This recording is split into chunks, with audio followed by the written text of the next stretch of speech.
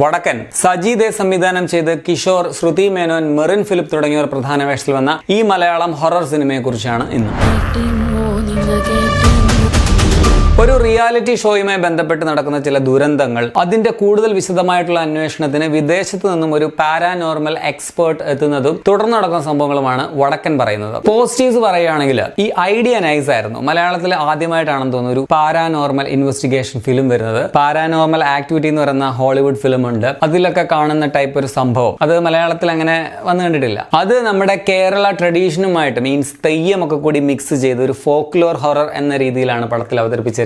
അതൊരു വ്യത്യസ്തയായിരുന്നു കേട്ടോ. ഇതിൽ കാണിച്ചിരിക്കുന്ന പഴയ ഒരു ഫ്ലാഷ് ബാക്ക് സ്റ്റോറി ഉണ്ട്, മലയന്റെയും മുകിലിന്റെയും. അത് നല്ലതായിരുന്നു. ആ കഥയ്ക്കും പ്രസന്റിലുള്ള നായകന്റെയും നായികയുടെയും പൂർവ്വകാലവുമായിട്ടൊരു സാമ്യമുണ്ട്. അതാണ് പടത്തിന്റെ മെയിൻ ഹൈലൈറ്റ്. അത് വെച്ച് ജാതി രാഷ്ട്രീയം കൂടി സിനിമ സംസാരിക്കുന്നുണ്ട്. സിനിമ ടെക്നിക്കലിയും നൈസ് ആണ് കേട്ടോ. അതുപോലെ ഈ 3 ലീഡിംഗ് ആക്ടേഴ്സിന്റെ പ്രകടനവും നന്നായിട്ടുണ്ടായിരുന്നു. പെർഫോമൻസിൽ ഏറ്റവും മികച്ചത് കിഷോർ, ശ്രുതി മേനോൻ എന്നിവരുടേതാണ്. അതിൽ ശ്രുതിയുടേതാണ് ഒരുപടി കൂടുതൽ ഗംഭീരം എന്ന് പറയാം. ക്ലൈമാക്സ് എടുക്കുമ്പോൾ കിഷോറിന്റെ പെർഫോമൻസ് കിടുവാണ്. പക്ഷെ ഡബ്ബിങ് ഒരു പോരായ്മയായിട്ട് തോന്നി. പുള്ളിക്ക് മലയാളം അത്ര ഫ്ലുവന്റ് അല്ലാത്തതുകൊണ്ട് വേറൊരാളാണ് ഡബ് ചെയ്തേക്കുന്നത്. ചില തെലുങ്ക് താരങ്ങൾക്കൊക്കെ ഡബ് ചെയ്യുന്ന ഒരു വോയിസ് ഓവർ ആർട്ടിസ്റ്റിന്റെയാണ് ശബ്ദം. സോ ഒരു ഡബ്ബിംഗ് സിനിമ കാണുന്ന പോലെ ചിലയിടങ്ങളിൽ ഡയലോഗ് ഡെലിവറി ഒക്കെ ഫീൽ ചെയ്തു. ഫസ്റ്റ് ഹാഫിൽ ഒന്നും ചെയ്യാനില്ലെങ്കിലും സെക്കൻഡ് ഹാഫിൽ 1-2 സീനുകളിൽ ശ്രുതി മേനോൻ പൊളിച്ചിട്ടുണ്ട്. പ്രകടനം നല്ലതാണെങ്കിലും മെറിൻ ഫിലിപ്പിന് കാര്യമായിട്ടൊന്നും ചെയ്യാനില്ല. 1-2 സീനിൽ വന്നു പോകുന്ന മാലാ പാർവതിയും പഴയ കാലം കാണിക്കുമ്പോഴുള്ള പുതുമുഖങ്ങളും കൊള്ളാം. ഗാർഗി, കലേഷ് ഉൾപ്പെടുന്ന ഇതിലെ റിയാലിറ്റി ഷോ താരങ്ങളുടെ ആക്ടിങ്ങും ഡയലോഗ് ഡെലിവറിയും ഒക്കെ നല്ല ആർട്ടിഫിഷ്യൽ ആയിട്ടാണ് ഫീൽ ചെയ്തത്. പ്രത്യേകിച്ച് കലേഷിന്റെ ചില ഡയലോഗുകൾ വൻ വെറുപ്പീരായിരുന്നു. ഇതിന്റെ ക്യാമറ, കളർ ടോൺ ഒക്കെ കിടുവാണ്. തനാജി,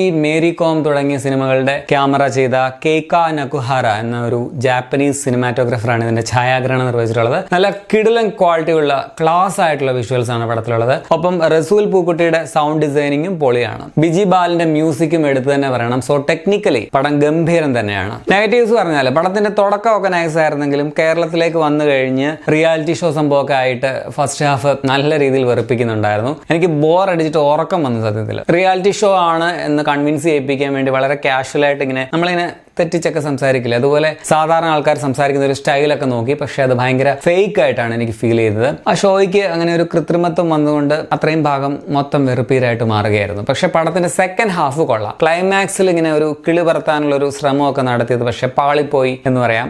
ആദ്യവും അവസാനം കാണിക്കുന്ന ഒരു പെയിന്റിംഗ് ഒക്കെ വെച്ചാണ് സംഭവം. പക്ഷെ അത് മര്യാദയ്ക്ക് കൺവേ ആയില്ല എന്നതാണ് സത്യം. എന്താണ് ഉദ്ദേശിച്ചതെന്ന് ഡയറക്ടറും സ്ക്രിപ്റ്റ് റൈറ്ററോടും കൂടി ചോദിക്കേണ്ട അവസ്ഥയിലാണ് പടം തീർത്തു വെച്ചേക്കുന്നത്. സോ ആകെ മൊത്തം ടോട്ടലിൽ ഹൊറർ പ്രേമികൾക്ക് ചിലപ്പോൾ പടം ഇഷ്ടപ്പെടും. ടെക്നിക്കലി നൈസ് ആണ്. എനിക്ക് ചില മൊമെന്റ്സ് കൊള്ളാമെന്ന് തോന്നി, പക്ഷെ ചിലയിടം നന്നായിട്ട് ബോറടിപ്പിച്ചു. ഒരു നല്ല അറ്റംപ്റ്റ് ആയിരുന്നു, പക്ഷെ കുറച്ചുകൂടി ബെറ്റർ ആക്കാമായിരുന്നു എന്ന് തോന്നി. ആ ഒരു ഉദ്ദേശവും ഐഡിയ ഒക്കെ നൈസ് ആയിരുന്നു. എങ്കിലും അവതരിപ്പിച്ച രീതി കൊണ്ട് പടം എങ്ങും എത്താത്ത ഒരു മിക്സഡ് ഫീൽ ആണ് എനിക്ക് സമ്മാനിച്ചത്. So I am not that satisfied. പടം 18+ ആണ്. അഡൽസ് ഉള്ളി സീൻസ് ഒക്കെ ഉണ്ട്, ഡയലോഗ്സ് ഉണ്ട്. ഫാമിലി ആയിട്ട് കാണാൻ കൊള്ളില്ല, ഓർക്കുക. അപ്പോൾ നിങ്ങൾ ഈ പടം കണ്ടുള്ളവരാണെങ്കിൽ നിങ്ങളുടെ അഭിപ്രായം കമന്റിൽ രേഖപ്പെടുത്തുമല്ലോ. ശരി എന്നാൽ.